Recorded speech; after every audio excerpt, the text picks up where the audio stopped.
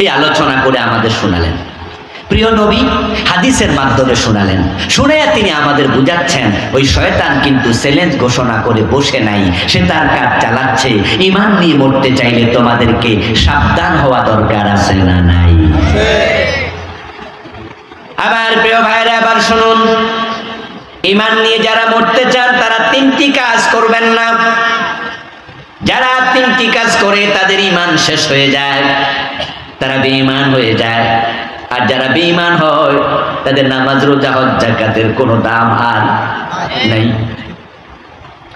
তিনটি কাজ থেকে নিজেকে সবসময় দূরে রাখবেন। 1 নাম্বার কুফর, এটা কোনোদিন করবেন না। 2 নাম্বার শিরক, এটা কোনোদিন করবেন না। 3 নাম্বার নিফাক ইতিকাদি, অন্তরে কোনোদিন মুনাফিকি ঢুকতে দেবেন না। যে কুফর করে তার ঈমান শেষ, যে শিরক করে তার ঈমান শেষ, যে অন্তরে নিফাক ইতিকাদি ঢুকায়া দেয় তার ঈমান শেষ। এখন কুফর কি তা চিনতে হবে। বাংলাদেশের মানুষ মনে করে হিন্দু কাফের, বৌদ্ধ কাফের, ইহুদি কাফের। আমি বলবো হ্যাঁ, আপনাদের সাথে আমি একমত, তারা কাফের। কিন্তু কাদিয়ানি কাফের, তারা কি হিন্দু? তারা কি বৌদ্ধ? তারা কি ইহুদি? তো হেরা কাফের হইল কেন? এবার যেই রোগে ধরে কাদিয়ানি কাফের হলো, ওই রোগ যদি আপনার ভিতরে পাওয়া যায়, আপনার ব্যাপারে একই মাসালা, আপনিও কাফের হওয়া লাগবে। কাফের হওয়ার জন্য কোরআন মাজিদ পূর্ণাঙ্গ স্বীকার করা লাগে না। এই কোরআন এমন এক কিতাব, যদি কেউ বলে আমি কোরআন একটুও মানি না, আমরা বলবো তুমি কাফের। যদি কেউ বলে আমি 15 পারা মানি, 15 পারা মানি না, আমরা বলবো তুমিও কাফের। কেউ যদি বলে 29 পারা মানি, 1 পারা মানি না, সে কি? কেউ যদি বলে 113 সূরা মানি, 1 সূরা মানি না, সে কি? যদি কেউ বলে সব মানি, 1 অক্ষর মানি না, সেও কি? তাহলে কাফের হওয়ার জন্য পুরা কোরআন অস্বীকার করা লাগে না, 1 অক্ষর অস্বীকার করলে ঈমান শেষ। এখন ঈমান যে শেষ হলো, কাফের হলো, এখন মুমিন হওয়ার জন্য এই কোরআন পুরাটাই আপনাকে মানতে হবে। ও প্রিয় ভাই, এখন তাকায় দেখেন কাদিয়ানির দিকে, তারা পুরা কোরআন সবটাই মানে 4 অক্ষর ছাড়া। খা, আলিফ, তা, মিম। খাতামান নবিয়্যিন, বিশ্ব নবী, শেষ নবী।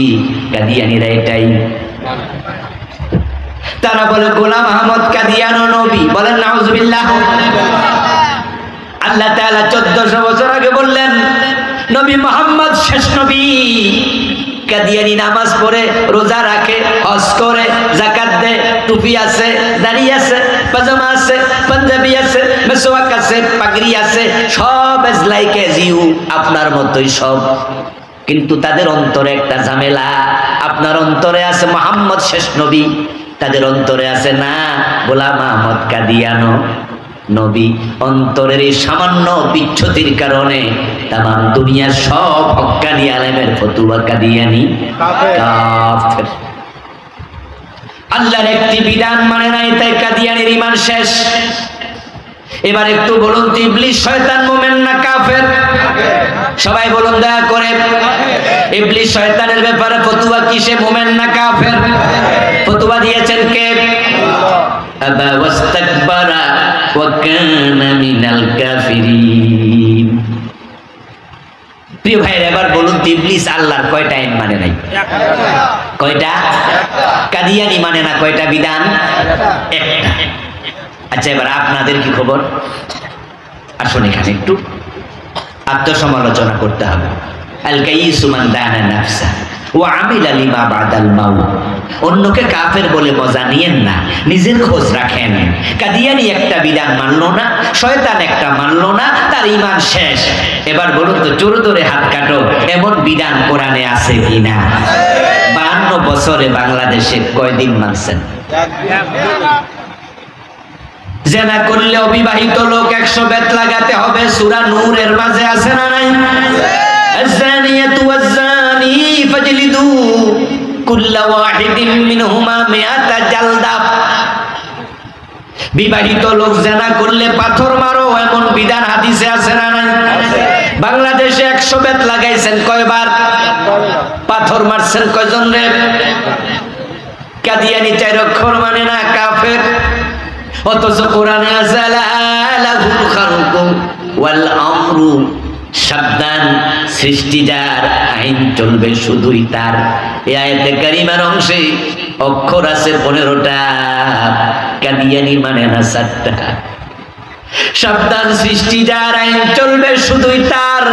এবার একটা আওয়াজ করে বলুন তো, সৃষ্টি কার? আইন চলবে কার? 52 বছরে আল্লাহর আইন চলে না, ব্রিটিশ আইন চলছে। যারা ব্রিটিশ আইনে দেশ চালায় তারা আল্লাহর গোলাম হতে পারে না। আমরা কার গোলাম? আল্লাহ। এ ভাইয়ের আওয়াজ দিয়ে বলতে হবে, কার গোলাম? তাহলে আইন চলবে কার? তো যারা 52 বছর ধরে ব্রিটিশ আইনে দেশ চালাচ্ছে, আপনি কি তাদের ভোটার? নিজেকে প্রশ্ন করুন। যারা 52টা বছর ধরে আল্লাহর আইন বাদ দিয়া ব্রিটিশ আইনে দেশ চালাচ্ছে, আপনি কি তাদের কর্মী? আপনি তাদের দলের সমর্থক? আপনি কই সমস্ত দল করেন যারা মানুষের আইনে দেশ চালায়, তাদের সহযোগী হইলে আল্লাহর কসম আপনার ঈমান থাকবে না। ওমান লাম ইয়াহকুম বিমা আনজালাল্লাহ ফাউলাইকা হুমুল কাফিরুন। আমার প্রিয় ভাইরা, এগুলো পড়ে দেন। আমার প্রিয় ভাই, আপনি নিজকে মোমেন দাবি করছেন, তো কাদিয়ানি তো নিজকে মোমেন দাবি করে। আল্লাহ ছাড়া অন্যের আইনে দেশ চলছে 52টি বছর। ডজন ডজন আইন আল্লাহর মানেন না। আমার নবী বলেছেন, আমার মেয়ে ফাতেমা যদি চুরি করে, আমি ফাতেমার হাতটাও কেটে দেব। আচ্ছা প্রিয় নবী কি চোর ধরে হাত কাটেন নাই? রেসপন্সটা কম পাচ্ছি কেন বুঝলাম না, জবাবটা দেন না। রাসূল চোর ধরে হাত কাটছেন কিনা? তো 52 বছরের বাংলাদেশ, 71 থেকে 2024, 53 বছর হয়ে যাচ্ছে। কয়জন চোরের হাত কাটছেন? তো কাদিয়ানির কাফের বলেন কেন? হের আইন মানে না একটা, আপনি তো মানেন না ডজন ডজন। সকালবেলা ঘুম থেকে উঠে ওযু করে নামাজে দাঁড়িয়ে আপনি যখন বলেন আউযু বিল্লাহি মিনাশ শাইতানির রাজিম, অভিশপ্ত শয়তান থেকে আল্লাহ তোমার কাছে ফানা চাই। শয়তান আপনার পাশে দাঁড়ায় দাঁড়ায় বলে, কে আমার অভিশপ্ত বলে গালি দিল? আমি আল্লাহর একটা আইন মানি নাই, যদি আমি অভিশপ্ত হই, তোরা তো ডজন ডজন মানুষ না, তোর 14 গোষ্ঠী কি? আমি বলেছি আল্লাহ ছাড়া কারো আইন মানি না, আপনারাও বললেন জি। এই কথা বললেই কি বাংলাদেশে কালকে আল্লাহর আইন কায়েম হয়ে যাবে? এত সোজা? তারপরও কেন বলি? এবং শুধু আল্লাহর আইনের পক্ষে কথা বলার কারণে হুজুর দইরা জেলে দিছে, এমন হুজুর আছে না নাই? এটা জানার পরও কেন বলি? আমার কি জেলের ভয় নাই? আমিও তো মানুষ, আমার বলা মাইয়া আছেন, বউ বাচ্চা আছেন।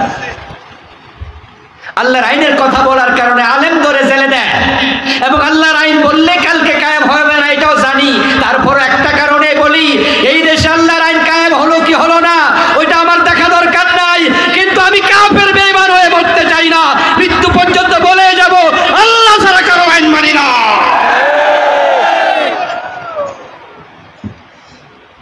এবং এই কথা বলার কারণে যদি জেলে দেয়া হয়, বলবো জেলটাই ভালো। এই কথা বলার কারণে যদি ফাঁসির রশি দেখানো হয়, হাসতে হাসতে ফাঁসির মঞ্চে চলে যাব। আল্লাহর আইন ছাড়া কারো আইন মানি না, এই দাবি থেকে চুল পরিমাণ সরানো যাবে না, কারণ শুনলে আপনি বেঈমান।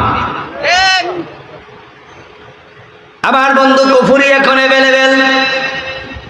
বাংলাদেশে এখন সিলেবাসে কুফরি ঢুকেছে।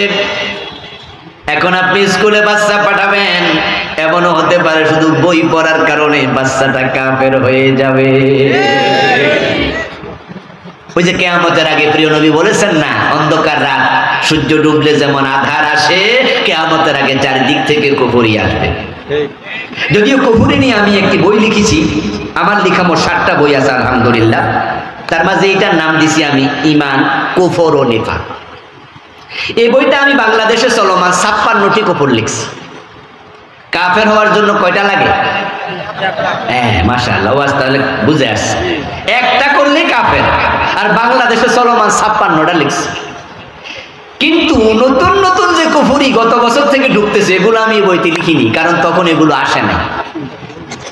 2023 সন জানুয়ারির 1 তারিখ বই উৎসব হলো, বাচ্চাদের হাতে বই গেল, দেখলাম ক্লাস 6 এর বইতে কুফরি ঢুকাইছে মানুষ নাকি বান্দর থেকে আসছে। বিবর্তনবাদ।